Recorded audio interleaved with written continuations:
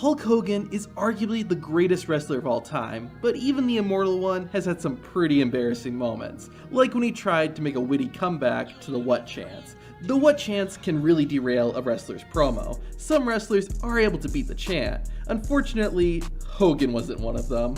One day after Hulk Hogan made his return to WWE, the leader of the NWO talked directly to the fans. It started out positive, but Hogan soon accused the fans of turning on him. The crowd began responding with what chants, and Hulk Hogan tried to make a comeback, but... I wanted to end my career here in the WWF. What you gonna do? Yeah, that was a little cringe, and unfortunately, it's only gonna get worse. 12 years later, Hulk Hogan made another return to WWE in 2014. Like before, Hogan's comeback wasn't flawless. At WrestleMania 30, the Hulkster was hosting the event. Things started out rough when Hogan called the stadium the Silverdome. First off, I'd like to welcome everyone here at the Silverdome to WrestleMania 30.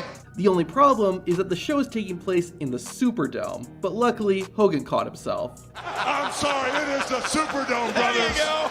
Stone Cold Steve Austin later came out and made a little joke about the blooper. Good to be back here at the Silverdome. Unfortunately for Hogan, the embarrassment didn't end there. 5 years later, Hogan made a surprise appearance at WrestleMania 35 and said, "It's great to be back here at WrestleMania, and it's great to be right here in the Silverdome." It seemed like Hulk Hogan had finally beaten the embarrassment from WrestleMania 30, but then he immediately said this. "It's awesome to be right here in the MetLife Center, brother." The venue was actually called MetLife Stadium, and Corey Graves even made fun of this blooper. MetLife Center, they should write that in giant letters or something. While Hogan's mic skills can be debated, the man almost always sounded powerful and confident whenever he spoke. Keyword being almost. When he first appeared in WWE back in 1979, the Hulkster's skills on the mic needed some work. This is pretty obvious when you hear his debut promo. Let me tell you something, Fred. Nose to nose and toes to toes, there's not a man alive that can get in a squared circle and pin me to the mat. And Ted DiBiase, you're making the mistake of your life. You are planning your destiny. I will definitely eliminate you from the squared circle in the professional wrestling career from now on. Kind of hard to believe that this guy would become the biggest wrestler of all time. In 2010, Hulk Hogan made the jump to TNA Wrestling. Hogan's entire run in the company isn't thought of too highly by most fans. It didn't help that one of the first things Hogan did was change TNA's iconic 6-sided ring to a standard 4-sided one. Now it's unclear if this is all Hulk Hogan's decision, but either way, he took responsibility for it on screen. Unfortunately, the response from fans wasn't what Hogan was hoping for.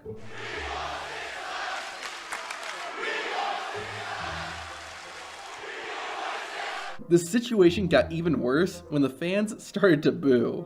"Now we're taking you all the way, Jack."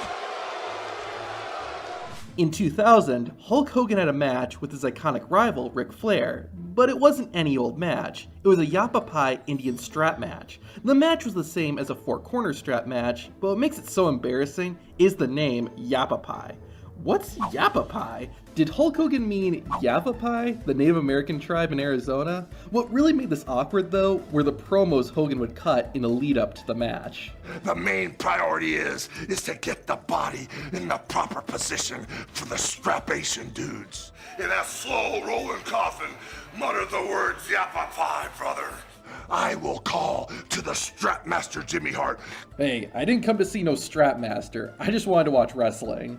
After a little over a year with no fans in attendance, WrestleMania 37 was the first time wrestlers got to perform with an audience. People were excited to see just about everyone, except for Hulk Hogan. Hogan, along with Titus O'Neil, were the hosts for WrestleMania. They kicked off the show, but the Hulkster was not welcomed. It only got worse for the WWE legend the next night when the boos got even louder. Yo, yo, brothers, and welcome to WrestleMania Sunday!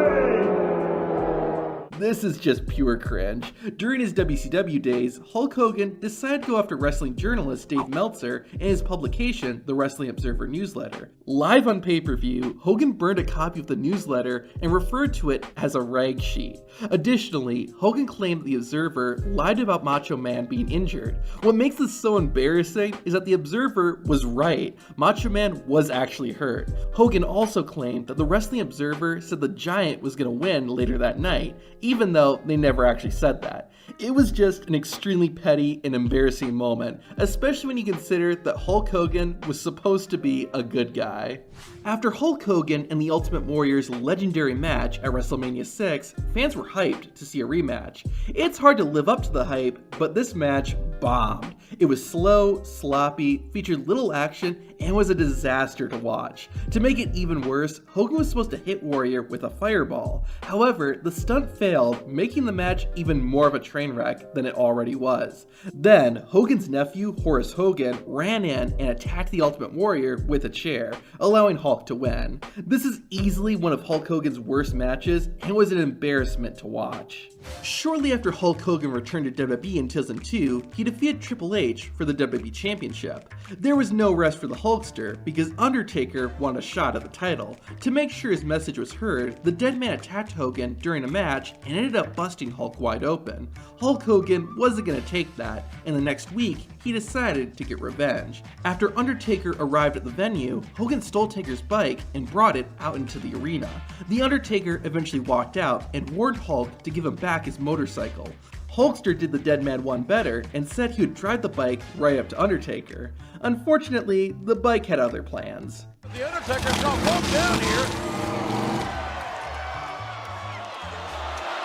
Hogan eventually had to just walk his way up the ramp. Although, after disappearing backstage, Hulkster came back and was able to get the bike to work. It was pretty embarrassing though that Hulk Hogan was talking tough but couldn't get the motorcycle to actually work. This moment was so embarrassing that WWE has actually erased it from history. In 2003, Hulk Hogan was having some issues with Vince McMahon. McMahon claimed he created Hulkamania, while Hulk said he and the fans were responsible for it. If you watch the show, it sounded like Hogan said all this perfectly, but that's not actually what happened. If you actually think I was just the right guy at the right place at the right time, that didn't quite work, so Hulk Hogan tried saying the line again, and it got even worse. if you actually think that I was just the right guy at the right place. That strap match is taking on a whole new meaning now. Roman Reigns, another popular WWE star, has also had some embarrassing moments. To see those, watch this video.